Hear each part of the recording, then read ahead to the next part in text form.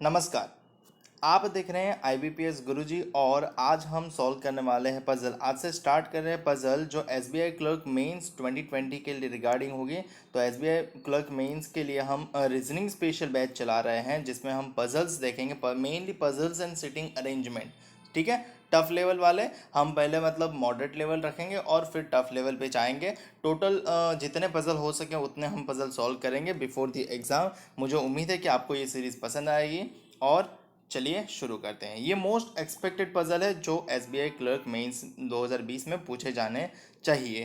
ठीक है, तो चलिए शुरू करते हैं। सबसे पहले पजल का डेटा पढ़ लेते हैं। डेटा क्या है? 6 एम्प्लॉइज़ है। 6 employees PQRSTU work in a company at a different designation. ठीक है, अगर आपको पजल पहले सॉल्व करना है तो वीडियो पॉज करके सॉल्व कर सकते हैं। ये पजल का मतलब PDF चाहिए तो आपको हमारी वेबसाइट www.ibpsguruji.com पे मिल सकता है, या तो फिर टेलीग्राम चैनल पे भी मिल सकता है, वो भी IBPS गुरुजी के नाम से ही है। और इंस्टाग्राम पे हमें फॉलो कर लेना चाहिए क्योंकि वहाँ पे मैं आपको मोस्टली एक्टिव मिल जाता हूँ ऑनलाइन। इंस्टाग्राम की ID है IBPS_गुरुजी।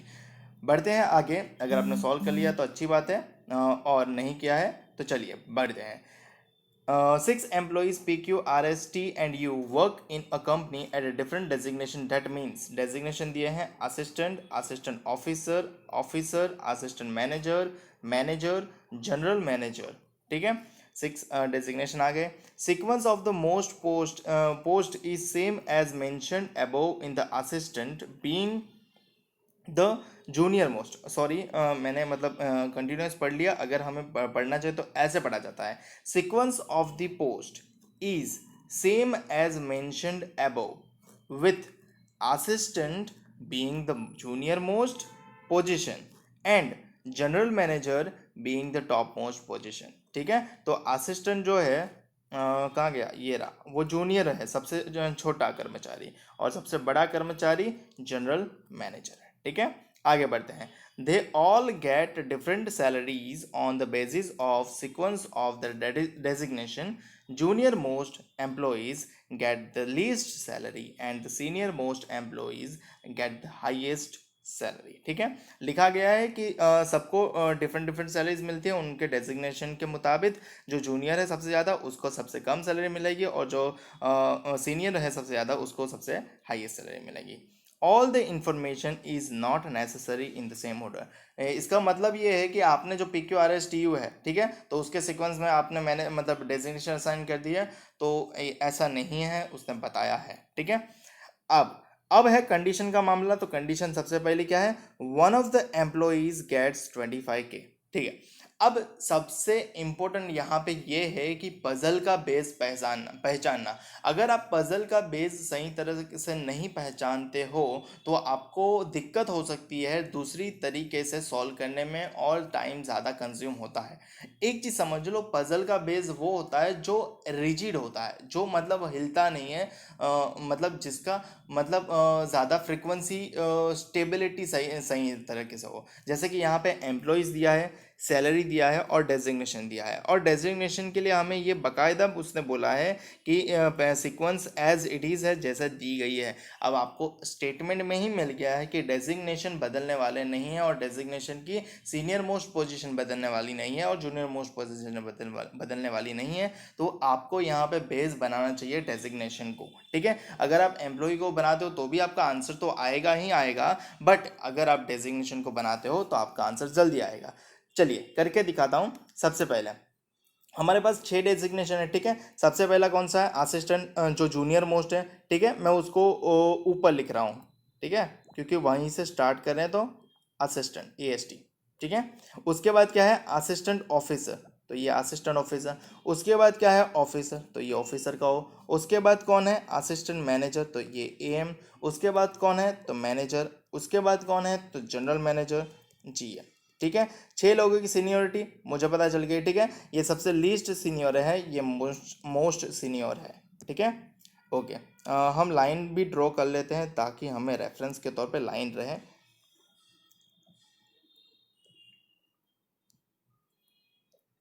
वैसे तो लाइन ड्रॉ करे बिना हो जाना चाहिए, बट क्या है कि ज़्यादा डेटा हो तो आपका एरर होने का संभावना ज़्यादा बढ़ जाती है, तो एरर ना हो इसलिए हम लाइन ड्रॉ कर लेते हैं। ठीक है, ठीक है, चलो सबसे पहले क्या लिखा है, one of the employees get 25K। कोई भी एक एम्प्लॉय है उसको कितना मिल रहा है, 25,000 मिल रहा है। ठीक है, अब किसको मिल रहा है पता नहीं। अभी असिस्टेंट की सैलरी मतलब एवरेजली 25,000 मिलती है, तो असिस्टेंट को अलॉट मत कर देना, क्वेश्चन पूरा पढ़ना आगे, वरना हमें पता है कि असिस्टेंट को सैलरी कितनी मिलती है, चलो दे देते हैं, खत्म कहानी। ऐसा नहीं होता।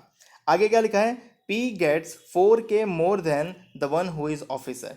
पी जो है वो 4,000 ज़्यादा कमाता है ऑफिसर से। अब ऑफिसर कौन है, ये रहा, मतलब इससे 4,000 ज़्यादा कमाएगा कौन, पी।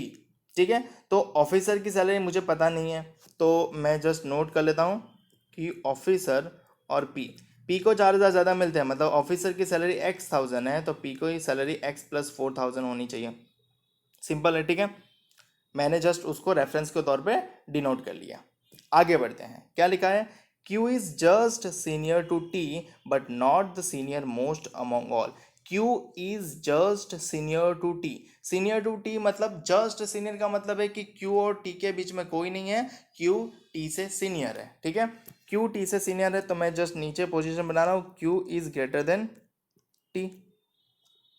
थोड़ा सा ऑड बन रहा है, मैं इसको अच्छे से बना, Q is greater than T।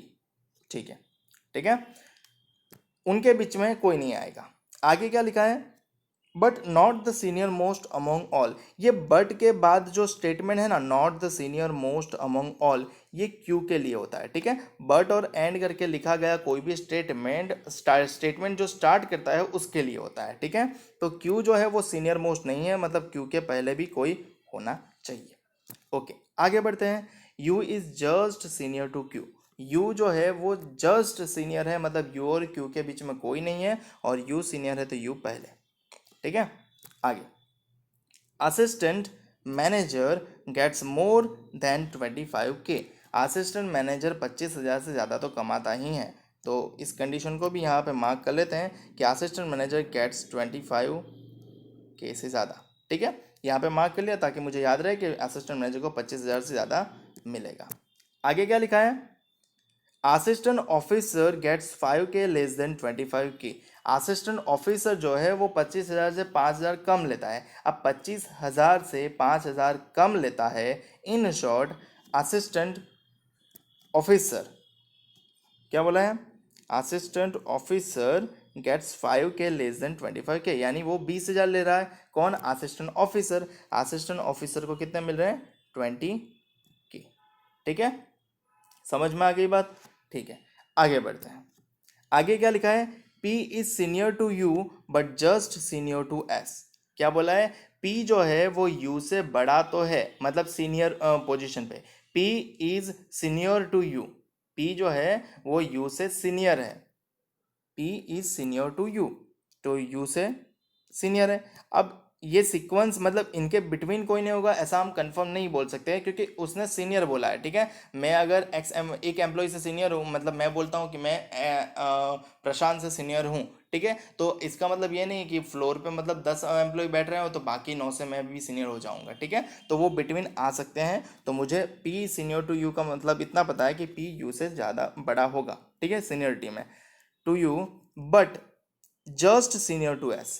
P is senior to U, P जो है U से सीनियर तो है, but just junior to S, sorry मैंने गलत पढ़ा था, P जो है वो जूनियर है S से, तो P जो है वो जस्ट जूनियर है S से, तो S इससे भी बड़ा होगा, और इनके बिटवीन यानी एस और पी के बिटवीन कोई नहीं आएगा, क्योंकि उसके बिटवीन तो जस्ट का मामला है। ठीक है, ये जस्ट वर्ड डेफिनेटली मीन करता है, आप उसको यूं ही इग्नोर मत कर देना। ठीक है, नॉर्मल बोले कि ए बड़ा है बी से तो हम ए ग्रेटर देन बी लिखते हैं। ठीक है, अब ये इसका मतलब ये नहीं कि 6 एम्प्लॉय तो इसके बिटवीन कोई नहीं आएगा, बट अगर हम बोलते हैं कि A is just greater than B, तो डेफिनेटली इन दोनों के बिटवीन कोई नहीं आएगा, क्योंकि वो दोनों जस्ट थोड़ा सा ही मामला है। ठीक है, तो ये सीक्वेंस हमारे पास रेडी हो गई, और आगे क्या है हमारे पास, S is not general manager.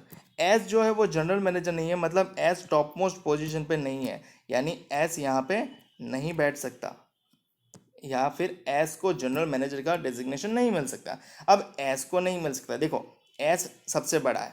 ठीक है, ये सीक्वेंस में मतलब ये 5 लोग में टोटल एम्प्लॉय हमारे पास 6 है, और 5 की सीनियरिटी हमें पता चल गई। ठीक है, अब जूनियर मोस्ट कौन है, टी है, और सीनियर मोस्ट एस है, ठीक है। तो जूनियर से हम रखना शुरू कर देते हैं, जूनियर टी है तो T assistant, Q AO, you officer, P assistant manager, S manager, और एस जीएम नहीं बन सकता, इसलिए ये सीनियरिटी ऊपर से हमने मतलब एस को छोड़ के जीएम को छोड़ के रखे, ठीक है। तो बचा कौन, बचा एक ही पर्सन आर, तो आर को यहाँ बैठना पड़ेगा, ठीक है। आगे बढ़ते हैं, आगे क्या लिखा है, the difference between the salary of general manager and manager is 3000। General manager और मैनेजर की सैलरी के बीच का फासला कितना है, 3000 का। जनरल मैनेजर ये रहा, ठीक है, और मैनेजर ये रहा। तो जनरल मैनेजर के मैनेजर डेफिनेटली जनरल मैनेजर की सैलरी ज़्यादा होगी, तो अगर मैं इसको वाई मानता हूँ मैनेजर की सैलरी, तो इसकी सैलरी 3000 ज़्यादा होगी, सीधी सी बात है, ठीक है। आगे, general manager salary is 6000 more than the assistant manager salary. General manager की सैलरी जो है वो 6000 ज़्यादा है असिस्टेंट मैनेजर की सैलरी से, ठीक है। अगर असिस्टेंट मैनेजर की सैलरी Z है तो ये Z+6 होगी, ठीक है। ओके, आगे बढ़ते हैं। Assistant gets 3000 less than Q. Assistant जो है वो 3000 कम कमाता है लेता है क्यू से। अब क्यू की सैलरी 20,000 है तो असिस्टेंट की सैलरी कितनी हो जाएगी, 17,000 हो जाएगी, सीधी सी बात है, ठीक है। अब हमारे पास एक और क्लू पहले से ही पड़ा था, क्योंकि यहाँ पे डेटा खत्म हो गया। देखो डेटा खत्म हो गया मतलब जो हमारे पास बोर्ड पे प्रेजेंट है उसी से हमारा आंसर बनना चाहिए, ठीक है। तो हमारे पास एक क्लू पड़ा है कि ऑफिसर की सैलरी जो है उससे पी ज़्यादा 4,000 कमाता है, तो ऑफिसर की सैलरी कितनी होगी, ठीक है।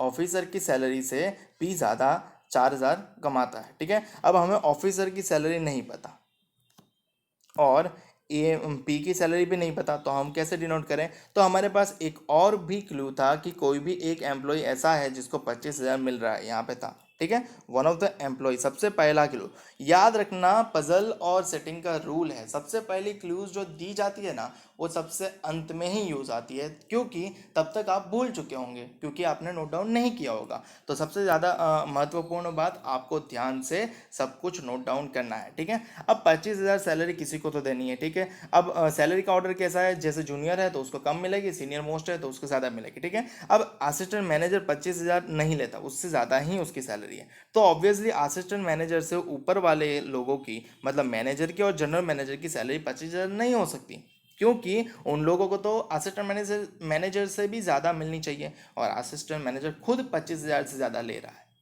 तो सीधी सी बात है, एक ही जगह बचती है ओ के लिए, ऑफिसर के लिए, जिसको मिलेगा 25,000 सैलरी, ठीक है।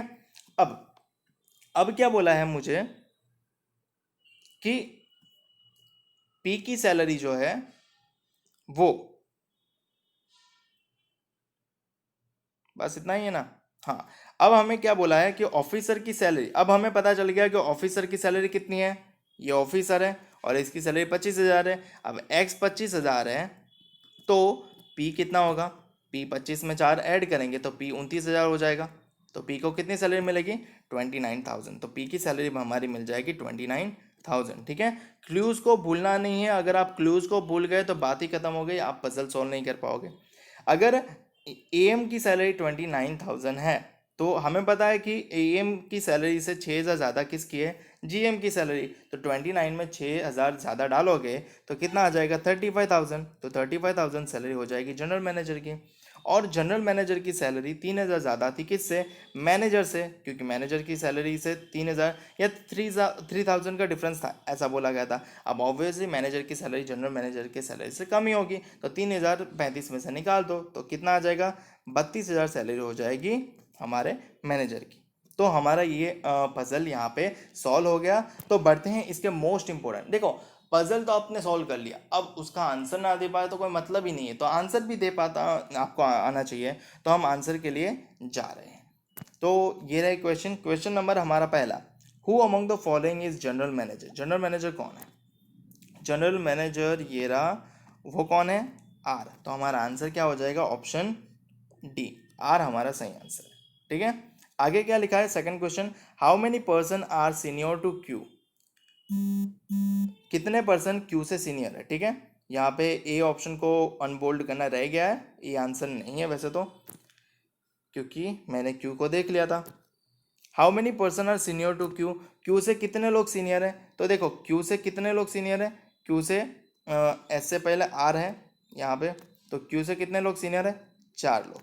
और यहाँ से देखें तो भी आपको 4 लोग दिख रहे हैं, यू पी एस आर। तो क्यू से कितने लोग सीनियर है, 4। तो क्या ऑप्शन में 4 है, ऑप्शन ए क्या है, no one, Q is the senior most, गलत बात है। B no one, sorry 1, C 2, D 3, नहीं भाई हमारा आंसर मोर देन 3 आएगा, क्योंकि हमारे आंसर में 4 लोग सीनियर मोस्ट है, सॉरी 4 लोग सीनियर है क्यू से, तो मोर देन 3 हमारा आंसर राइट चॉइस रहेगा। आगे बढ़ते हैं। What is the sum of the salaries of the one who is assistant and S, assistant कौन है, असिस्टेंट है ये रहा, और उसकी सैलरी 17,000, ठीक है।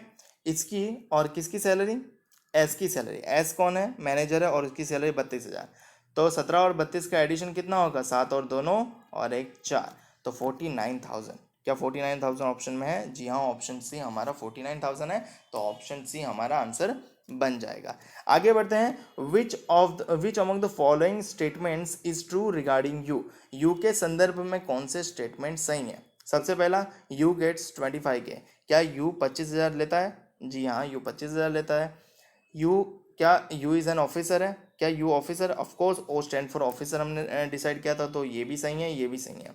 Salary of you is more than P, मतलब यू की सैलरी जो है पी की सैलरी से ज़्यादा है, नहीं भाई यू की सैलरी तो कम है, तो मतलब ये स्टेटमेंट गलत है।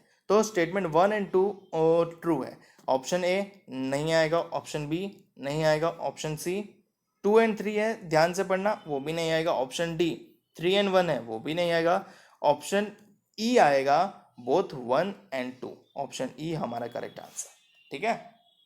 आगे और आखिरी सवाल, what is the difference between the salaries of the one who is manager and Q, manager और क्यू के बीच बिटवीन सैलरी का डिफरेंस क्या है। मैनेजर कौन है, ये एस, और इसकी सैलरी कितनी है, 32,000, ठीक है। और क्यू कौन है, ये असिस्टेंट ऑफिसर है, क्यू है, और उसकी सैलरी 20,000 है, तो इसका डिफरेंस मतलब माइनस करना रहेगा, तो कितना आएगा, 12,000 आएगा, तो आपके आंसर में 12,000 ऑप्शन में है, ऑफकोर्स है, तो ऑप्शन सी आपका आंसर बन जाएगा। तो इसी के साथ पांचों सवाल खाते समाप्त। अगर आपने मुझे इंस्टाग्राम पे फॉलो नहीं किया है तो वहाँ पे मुझे फॉलो ज़रूर कर लेना, क्योंकि वहाँ पे मैं आपको डेली कुछ ना कुछ क्विज देता रहता हूँ, और ऑनलाइन भी मोस्टली वहाँ पे एक्टिव होता हूँ, तो आप मुझे वहाँ पे कोई भी क्वेरीज पूछ सकते हो, ठीक है। और इसकी PDF चाहिए तो आपको लिंक डिस्क्रिप्शन में मिल जाएगा, आप वहाँ से डिस्क्रिप्शन में से लिंक ढूंढ लीजिएगा। ये आंसर टैली करना हो तो कर लो भाई, आर सही है, मोर देन 3 सही है, 49K सही है, बोथ 1 और 2 सही है, और 12K सही है, ऑल आंसर हमारे सही हैं। तो आप देख लो, वीडियो अच्छा लगा हो तो लाइक ज़रूर कर देना, कमेंट करके मुझे बताना कि आपको वीडियो कैसा लगा, और आपको कौन से टॉपिक पे वीडियो चाहिए वो भी कमेंट में बताना। मैथ्स की चाहिए तो मैथ्स की, रीजनिंग की चाहिए तो रीजनिंग की, और वीडियो ज़्यादा से ज़्यादा शेयर करो अपने दोस्तों के साथ, ताकि उनको भी इसका लाभ मिल पाए। और इंस्टाग्राम पे जैसे कि मैंने आपको बताया, ये रही मेरी ID, आपको मुझे इंस्टाग्राम पे फॉलो कर लेना चाहिए। और अगर आपने अभी तक मेरी यूट्यूब चैनल को सब्सक्राइब नहीं किया है तो यूट्यूब चैनल को सब्सक्राइब कर लेना, साथ में बेल आइकन भी प्रेस कर देना, ताकि जब भी मैं आपके लिए नया वीडियो अपलोड करूँ आपको उसका नोटिफिकेशन सीधा मिल जाए। अंत में इतना ही कहूँगा, वीडियो देखने बहुत बहुत धन्यवाद, आपका दिन शुभ रहे।